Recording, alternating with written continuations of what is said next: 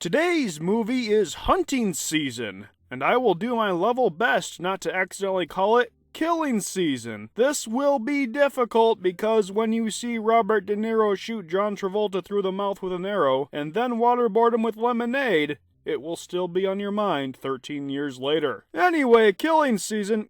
Dang it.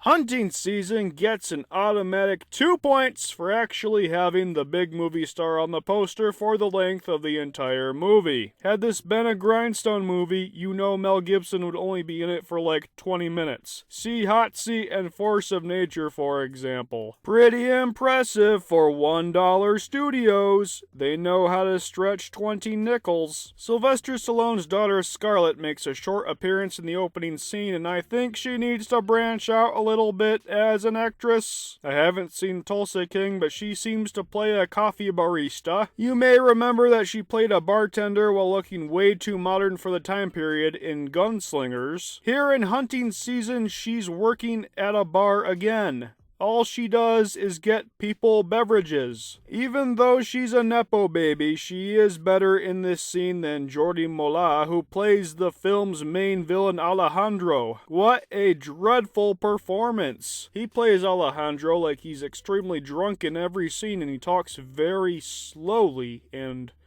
repetitively, like you're hanging on his every word. His every word. We know we're in for a rough movie from the moment he starts talking. Mel Gibson plays Bo, a God and Guns type of fella who lives in the woods with his daughter Tag. He comes across a badly beaten young lady named January in the woods, and he takes her to his house to fix her up and get her back to health.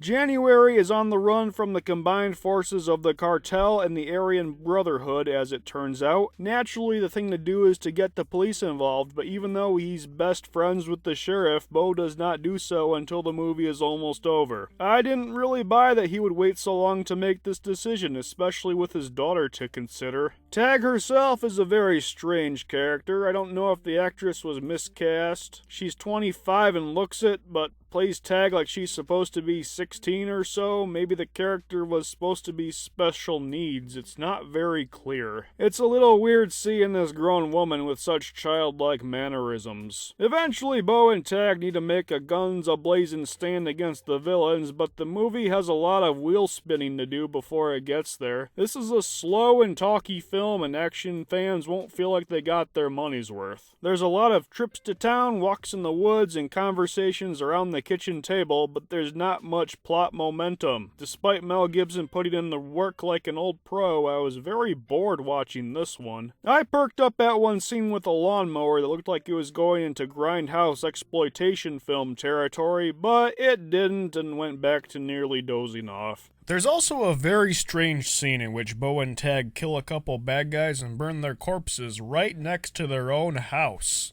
You guys have a big stretch of woods behind you. Why don't you just get rid of them back there? What if someone pulls in the driveway? Nothing like the smell of burning human flesh at dinner time, too. Bo has a dark secret that's hinted at throughout the film. When it's revealed, it should have been a bigger deal than it was. The movie kind of rushes through it, which is too bad because it could have made for some interesting dramatic tension. Overall, kids, I did not like hunting season. This was a very dull and poorly acted movie that just doesn't hold your attention. Needs more lemonade, I guess. I will give it a 2 out of 10.